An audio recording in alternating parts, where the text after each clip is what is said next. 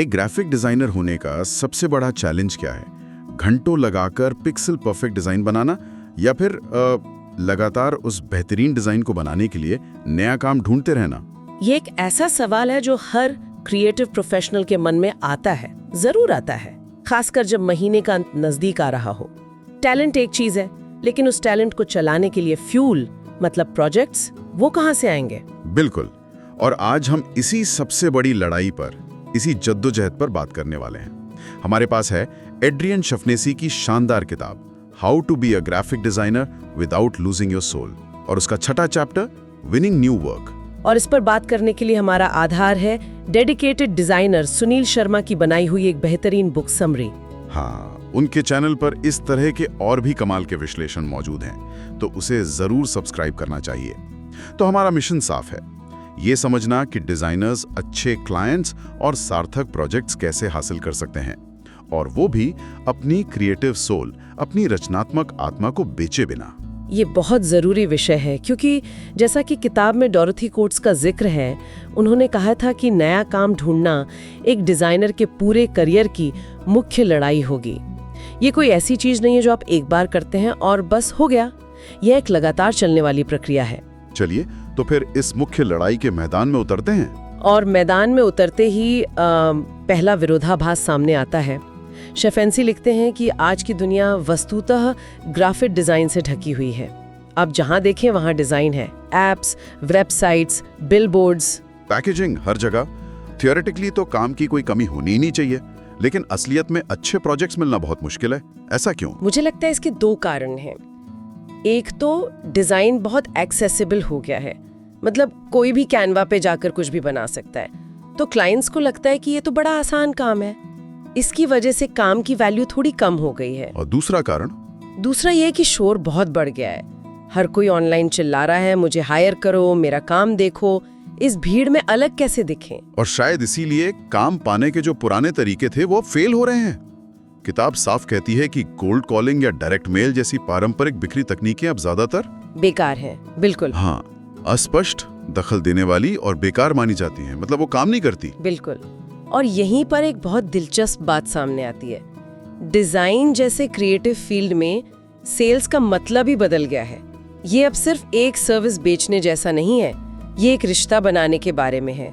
Client सिर्फ एक designer नहीं, बल्कि एक साथी, एक पार्टनर ढूंढ रहा है। ये बहुत बड़ी बात है।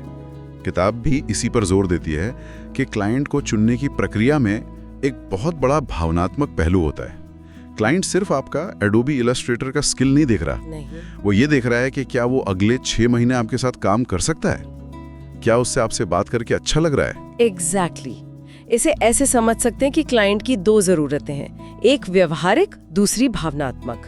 व्यवहारिक जरूरत है एक कुशल डिजाइनर जो बजट में और समय पर काम करे, ये तो बेसिक रिक्वायरमेंट है। बिल्कुल। लेकिन भावनात्मक जरूरत है एक ऐसा इंसान जो उनकी बात सुने, उनके डर को समझे और जिसके साथ काम करना एक सुखद अनुभव हो। और शायद यही डिजाइन की आत्मा का सवाल उठता है। यह सिर्फ पिक्सल का खेल नहीं है, ये मानवीय जुड़ाव का मामला है। तो फिर इस मानवीय जुड़ाव को बनाने और नए अवसर खोजने के लिए किताब एक बहुत ही खास भूमिका का जिक्र करती है, न्यू बिजनेस पर्सन। और ये सिर्फ एक फैंसी सेल्स पर्सन का नाम नहीं है। नहीं, बिल्कुल नहीं। और मुझे लगता है कई छोटे स्टूडियो या फ्रीलांसर्स इसी भूमिका को सबसे ज्यादा नजरअंदाज करते हैं। वो सोचते हैं कि डिजाइनर ही सेल्स का काम भी कर लेगा, लेकिन ये दोनों बहुत अलग स्किल सेट्स हैं। कैसे? थोड़ा और बताइए इस पे। देखिए, एक अच्छा डिजाइनर इंट्रोवर्ट हो सकता है जो घंटों अकेले बैठकर अपने काम में डूबा रहे, लेकिन एक अच्छा न्यू बिजनेस पर्सन ऐसा नहीं हो सकता। उसे बाहर निकलना होगा, लोगों से मिलना होगा, रिश्ते बनाने होंगे। शफनेसी के अनुसार ये वो इंसान है जो स्टूडियो के लिए लगातार नए अवसर खोजता है और सिर्फ बड़े ग्लैमरस क्लाइंट्स के पीछे नहीं भागता। हाँ, ये हेजिंग डिजाइन फर्म वाला आइडिया मुझे बहुत प्रैक्टिकल लगा।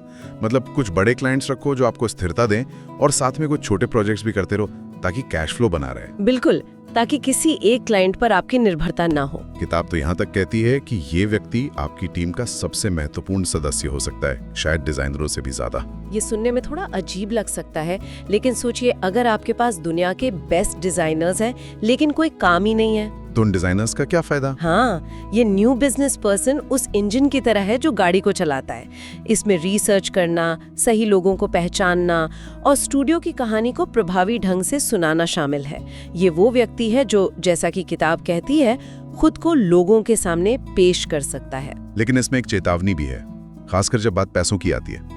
किताब कमीशन बेस्ड मॉडल के खतरे की ओर इशारा करती है। हाँ, और ये एक बहुत ही मानवीय समस्या है ना। मान लीजिए आपने किसी को सिर्फ कमीशन पर रखा है, उसने हफ्तों मेहनत करके एक बड़ी पिच तैयार की, प्रेजेंटेशन दी, लेकिन अंत में क्लाइंट ने नो बोल दिया, तो उस व्यक्ति को कुछ नहीं मिलेगा? कुछ नहीं। इससे टीम में निराशा और तनाव पैदा हो सकता है। एक डिजाइनर सोच सकता है इसकी वजह से हमें काम नहीं मिला, और वो सेल्स वाला सोच सकता है डिजाइन टीम का काम शायद उतना अच्छा नहीं था। तो फिर इसका सोल्यूशन क्या है? एक फिक्स्ड सैलरी बेहतर है? किताब सीधे तौर पर जवाब नहीं देती, लेकिन इशारा करती है कि एक हाइब्रिड मॉडल शायद बेहतर हो सकता है। एक बेसिक सैलरी ताकि सुरक्षा की भावना बनी रहे, और उसके ऊपर काम लाने पर कमीशन। इससे प्रेरणा भी बनी रहती है और असुरक्षा भी हावी नहीं होती। ठीक है, तो मान लीजिए हमने एक बेहतरीन न्यू बिजनेस पर्सन ढूंढ लिया, या हम खुद ही ये भूमिका निभाने की कोशिश कर रहे हैं। उसका पहला सवाल यही होगा, मुझे जाना कहाँ है, ये अच्छे क्लाइंट्स हैं कहाँ? और ये सवाल हर डिजाइनर के मन में भी होता है। और किताब इसको का एक बहुत ही सरल लेकिन गहरा जवाब देती है। वो कहती है क्लाइंट्स हर जगह है, अक्सर वहां जहां आप कम से कम उम्मीद करते हैं।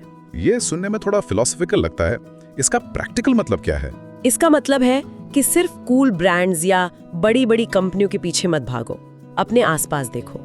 किताब उदाहरण देती है कि आपके सप्लायर जैसे प्रिंटर, वो खुद आपके क्लाइंट्स हो सकते हैं, ये आपको किसी और से मिलवा सकते हैं। ओह, सही बात है। आपका अकाउंटेंट, आपका वकील, वो भी तो बिजनेस चला रहे हैं, उन्हें भी अच्छी ब्रांडिंग की जरूरत पड़ सकती है। ये मानसिकता में बदलाव की बात है। इसके लिए किताब कुछ बहुत ही व्यवहारिक कदम सुझाती है। पहला तो बहुत बेसिक है, अपने कॉन्टैक्ट्स का एक व्यवस्थित डेटाबेस बनाना और उसे लगातार अपडेट रखना। ये जितना बेसिक लगता है उतना ही कम किया जाता है। लोग सोचते हैं मेरे फोन में तो सब नंबर हैं, लेकिन एक प्रॉपर डेटाबेस जिसमें लिखा हो कि आप इस व्यक्ति से कहाँ मिले थे, उसकी क्या जरूरतें हो सकती हैं, ये एक प्रोफेशनल अप्रोच है। अच्छा, इसमें एक सलाह है जो मुझे सच में बहुत अच्छी लगी, हाथ से चिट्ठी लिखने वाली बात। मतलब आजकल जब सब कुछ ईमेल और डीएम पर होता है, एक हाथ से लिखी चिट्ठी वो तो सच में आपका ध्यान खींचेगी। पर क्या ये सच में प्रैक्टिकल है? आज के जमाने में लोगों के पास इसे पढ़ने का भी टाइम होगा क्या? कौन इतनी मेहनत करेगा? यही तो इसकी खासियत है, क्योंकि कोई और मेहनत नहीं कर रहा, इसीलिए आपकी मेहनत अलग दिखेगी। सोचिए, आपके इनबॉक्स में रोज 50 प्रमोशनल ईमेल आते हैं, आप कितने खोलते हैं? शायद 1 या 2, मुश्किल से। लेकिन अगर आपकी मेज पर एक सुंदर हाथ से लिखा हुआ लिफाफा आए, तो क्या आप उसे नजरअंदाज कर पाएंगे? ये एक पैटर्न इंटरप्ट है। ये दिखाता है कि आपने अतिरिक्त प्रयास किया है। ये उस मानवीय जुड़ाव की शुरुआत है जिसकी हम बात कर रहे थे। और ये जुड़ाव सिर्फ नए लोगों से नहीं, पुराने लोगों से भी बनाए रखना जरूरी है। किताब में पॉल स्टैमलर का उदाहरण है, जिन्हें आज भी उन लोगों से काम मिलता है जिनके साथ उन्होंने सालों पहले काम किया था। मतलब साफ है, अच्छे रिश्ते बनाना एक लॉन्ग टर्म इन्वेस्टमेंट है। बिल्कुल। वर्ड ऑफ माउथ आज भी सबसे शक्तिशाली मार्केटिंग टूल है, और ये तभी काम करता है जब आपने न सिर्फ अच्छा काम किया हो, बल्कि काम करने का अनुभव भी अच्छा दिया हो। ठीक है, तो आपने सही क्लाइंट को ढूंढ लिया, उनसे बात भी हो गई। अब आता है मोमेंट ऑफ ट्रूथ, पोर्टफोलियो दिखाना। किताब कहती है कि ये सिर्फ आपके काम का संग्रह नहीं है, ये आपके स्टूडियो की पहचान है। ये दिखाता है कि आप कैसे सोचते हो। और यहाँ डिजाइनर एक बहुत आम गलती करते हैं। वे अक्सर माफी मांगते हुए या एक बहाने के साथ अपना पोर्टफोलियो दिखाते हैं। हाँ, जैसे अरे ये थोड़ा पुराना हो गया है, इसे अपडेट करने का टाइम नहीं मिला। ये तो मैंने बहुत सुना है। और ये तुरंत आपके आत्मविश्वास की कमी को दर्शाता है। अगर आप ही अपने काम को लेके उत्साहित नहीं हैं, तो कोई और क्यों होगा? आप क्लाइंट के दिमाग में शुरू से ही एक शक पैदा कर देते हैं। किताब पोर्टफोलियो दिखाने के अनुभव को एक खतरनाक सनसनी कहती है। ये बड़ा नर्वस करने वाला मोमेंट होता है ना। आप अपना दिल निकाल कर रख देते हो और फिर इंतजार करते हो कि सामने वाला क्या बोलेगा। अच्छा, पोर्टफोलियो पर आते हैं। इसमें क्या दिखाना है, ये तो हमेशा एक बड़ी बहस रहती है।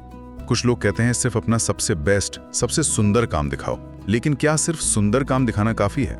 ये एक बहुत बड़ा पियाज है और शिफनेसी इसी पर बात करते हैं।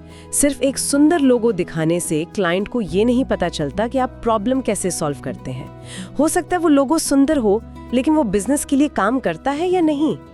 इसीलिए लेखक कहते हैं सिर्फ अपना काम दिखाना काफी नहीं है, आपको अपना काम करते हुए दिखाना होगा।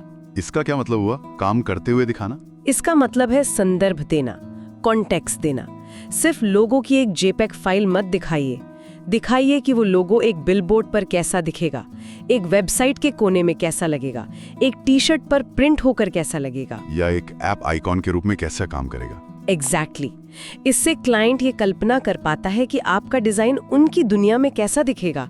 आप सिर्फ एक तस्वीर नहीं बेच रहे, आप एक समाधान बेच रहे हैं। ये गोल्डन रूल जैसा है। अब पोर्टफोलियो के अलावा एक और जरूरी टूल है वेबसाइट, और इस मामले में किताब डिजाइनर्स की कड़ी आलोचना करती है। हाँ, ये हिस्सा काफी सीधा और खरा है। वो कहते हैं वे सब एक जैसी दिखती हैं और वे सब एक ही बातें कहती हैं। बिल्कुल, हर किसी की वेबसाइट पर वही घिसे पिटे शब्द लिखे हैं। हम भावुक हैं, हम इनोवेटिव हैं, वी क्राफ्ट एक्सपीरियंसेस। और ये टेम्पलेट वाली वेबसाइट्स की एक बड़ी प्रॉब्लम है।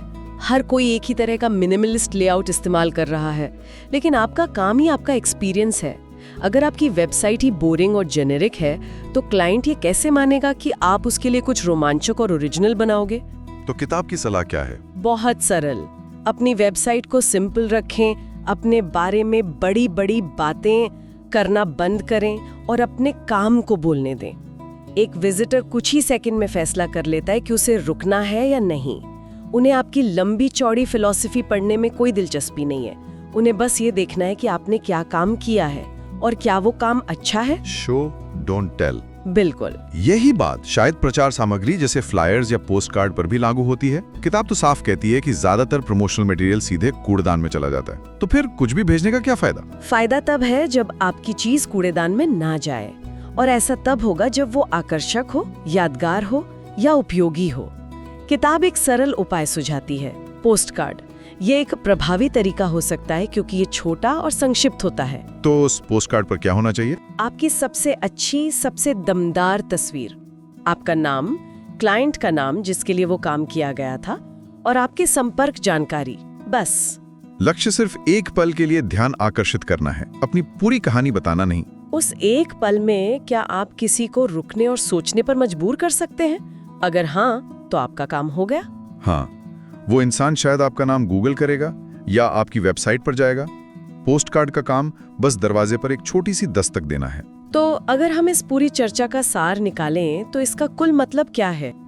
नया काम जीतना सिर्फ टैलेंटेड होना नहीं है। नहीं, ये उससे कहीं ज्यादा है। ये एक लगातार चलने वाली सोची समझी कोशिश है।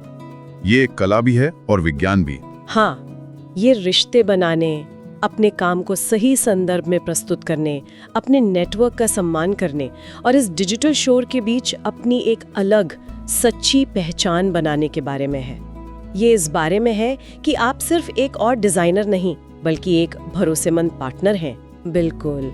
और किताब इस बारे में बहुत कुछ बताती है कि काम कैसे जीता जाए। लेकिन मैं श्रोताओं के लिए एक दिलचस्प सवाल के साथ इस चर्चा को समाप्त करना चाहूंगी। काम जीतने के बाद क्या होता है? असली चुनौती सिर्फ काम हासिल करना नहीं है, बल्कि प्रोजेक्ट के दौरान उस रचनात्मक आत्मा और क्लाइंट के साथ बनाए गए शुरुआती रिश्ते को बनाए रखना है। क्या काम जीतने के लिए अपनाई गई रणनीति, चाहे वो कितनी भी स्मार्ट क्यों न हो, उस काम की गुणवत्ता को प्रभावित करती है? ये सोचने वाली बात है। ये एक बेहतरीन सवाल है जिस पर शायद एक और पूरी चर्चा हो सकती है। इस गहरी बातचीत के लिए धन्यवाद। और एक बार फिर ये विश्लेषण डेडिकेटेड डिजाइनर सुनील शर्मा की बुक समरी पर आधारित था। इस तरह की और जानकारी के लिए उनके चैनल को जरूर देखें।